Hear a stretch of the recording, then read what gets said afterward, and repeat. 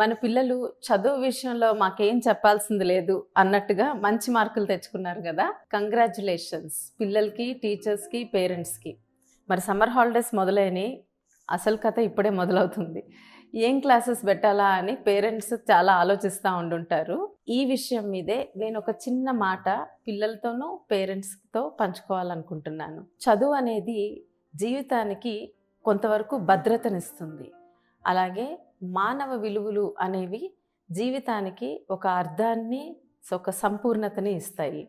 ఈ సమ్మర్ హాలిడేస్లో అలాంటి మానవ విలువలు పిల్లలకి ఎలా మనము పెంపొందించుకోగలుగుతామో నాకున్న ఎక్స్పీరియన్స్తో నేను చిన్నప్పుడు చేసినవి, నేను ఇంకా చేస్తున్నవి మీతో పంచుకోవాలనుకుంటున్నాను. సో ముఖ్యంగా ఒక రోజుని మనము 3 భాగాలుగా డివైడ్ చేయొచ్చు.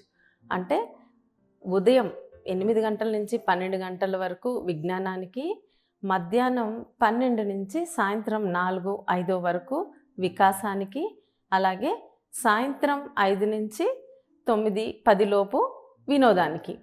అంటే ఇలా డివైడ్ చేసుకుంటే మీరు సమ్మర్ హాలిడేస్లో కూడా అన్నీ ఎంజాయ్ చేస్తారు, అలాగే కొంచెం విజ్ఞానం కూడా పెంపొందించుకుంటారు. ఏం చేస్తానో ఒక చిన్న ఉదాహరణ చెప్తాను. ఉదయం 8 గంటలకల్లా దయచేసి పిల్లలు 8 లోపు మాత్రం నిద్రలేగవాలి. సెలవులైనా సరే, వీకెండ్స్ అయినా సరే, అది ఎప్పుడు జీవితాంతం ఆ హ్యాబిట్ చాలా ఇంపార్టెంట్. సో 8 లోపు నిద్ర లెగవటం. తర్వాత రెండవది, 1 గంట సేపు మీకు ఇష్టమైంది యోగా అవ్వచ్చు, బ్యాడ్మింటన్ అవ్వచ్చు, వాలీబాల్, స్విమ్మింగ్, ఏదో ఒకటి గేమ్ ఆడండి. అది మీకు శక్తినివ్వడానికి. అలాగే మూడో విషయం, 1 గంట సేపు చదువుకి కేటాయించండి. అంటే ఈ హాలిడేస్లో లాస్ట్ ఇయర్ చదువుకున్నవి మర్చిపోకుండా మీకు నెక్స్ట్ క్లాస్కి వెళ్ళేటప్పటికి ఒక జంప్ స్టార్ట్ అనమాట. అంటే కొంచెం ముందే అర్థమవుతాయి విషయాలు. మ్యాథ్కి 1 అరగంట, ఇంగ్లీష్, ఈ 2 చాలా ముఖ్యమైనవి. 1 గంట చదువుకి కేటాయించండి. ఈ 3 విషయాలు కంపల్సరీ రోజులో చేయాలి. తర్వాత మధ్యాహ్నం నుంచి ఎండలు ఉంటాయి బయట. సో ఈ మధ్యాహ్నం ఇప్పుడు మీ వికాసం కోసం. అంటే ఇప్పుడు వరకు ఉదయం వరకు మీరు టీవీ కానీ ఫోన్ కానీ చూడొద్దు. మధ్యాహ్నం మీకోసం 1 గంట కేటాయించుకోండి. అది టీవీ అవ్వచ్చు, ఫోన్ అవ్వచ్చు, ఏదో ఒకటి. దానికైతే ఒక టైం పెట్టుకోండి. దాంతోపాటు ముఖ్యంగా మీకు ఇష్టమైన ఒక బుక్ అవ్వచ్చు, మ్యాగజైన్ అవ్వచ్చు. నేనైతే రీడర్స్ డైజెస్ట్ చదివేదాన్ని, చేతికి ఏ మ్యాగజైన్ అందితే అది చదివేదాన్ని.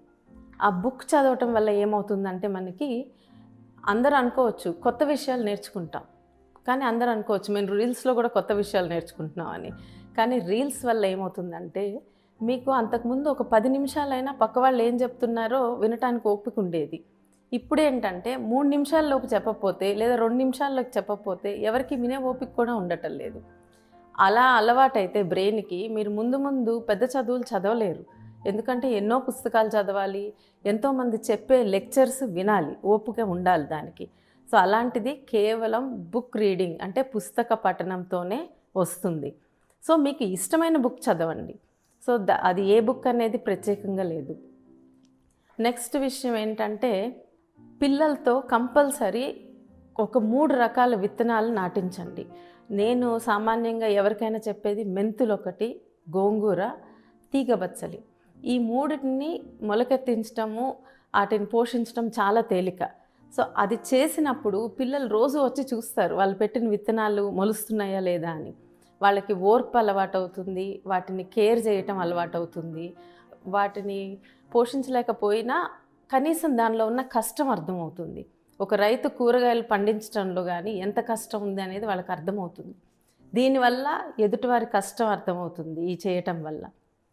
తర్వాత మధ్యాహ్నం టైంలో ఆర్ట్, పిల్లలకి ఇష్టమైన ఆర్ట్ అవ్వచ్చు, లేదా కుట్టడం, అంటే ఒక చిన్న హుక్స్ కుట్టడం కానీ, చిన్నవి ఏదైనా విషయాలు. ఇవి ఏంటంటే లైఫ్ స్కిల్స్. ఇలాంటివి రేపు వాళ్ళు పెద్దవి ఎక్కడికి వెళ్ళినా కూడా ఈ చిన్న విషయాలకి భయపడక్కర్లేదు. వాళ్ళు చాలా కాన్ఫిడెంట్గా పెరుగుతారు. సాయంత్రం అయ్యేటప్పటికి ఒక 5 తర్వాత వినోదం. సో సమ్మర్లో ఫన్ పార్ట్, మీరు వెళ్ళి ఫ్రెండ్స్తో ఆడండి. ఫ్రెండ్స్తో కలిసి గేమ్స్ ఆడినప్పుడు ఏమవుతుందంటే నలుగురితో కలిసి ఎలా ప్రవర్తించాలి అనేది మీకు అర్థమవుతుంది, పిల్లలకు కూడా అర్థమవుతుంది.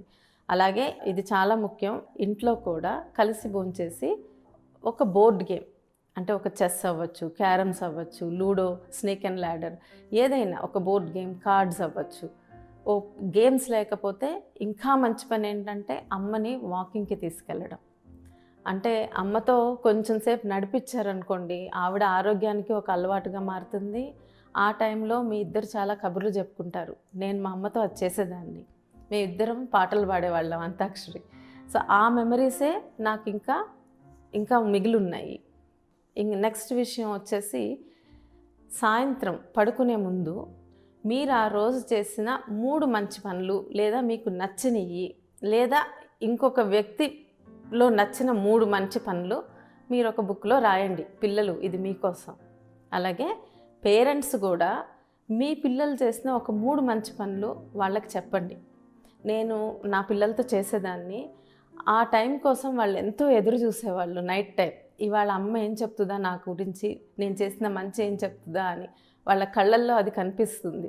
అది ఎంత పెద్దయినా సరే మీరు ఆ పని చేయాలి పిల్లలకి. దీనివల్ల ఏమవుతుందంటే వాళ్ళు ఎదుగుతున్న కొద్దీ వాళ్ళు కాన్ఫిడెంట్గా ఉంటారు. వాళ్ళ మీద వాళ్ళకి ఆత్మస్థైర్యం ఉంటుంది. అలాగే ఎదుటి వ్యక్తులు మంచిని గుర్తిస్తారు, గుర్తించిన దాన్ని వాళ్ళకి చెప్పగలుగుతారు. అలాగే వాళ్ళు చేసిన మంచిని కూడా ఇంకొకళ్ళు గుర్తిస్తున్నారని తెలిస్తే ఇంకా మంచి చేయాలని వాళ్ళకు కూడా అనిపిస్తుంది. మరి ఇలా చేసి పిల్లల్ని పెంచితే వాళ్ళు ఎంతో ఆదర్శవంతమైన పౌరులుగా ఎదుగుతారు. వాళ్ళ జీవితం కూడా ఒక సంపూర్ణ జీవితంగా ఉంటుంది. అంటే చదువు ఒక్కటే సరిపోదు.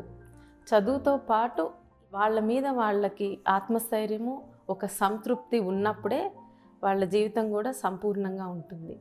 ఆ మార్పు రావాలంటే అది మన ఇంట్లోనే దానికి నాంది పడాలి.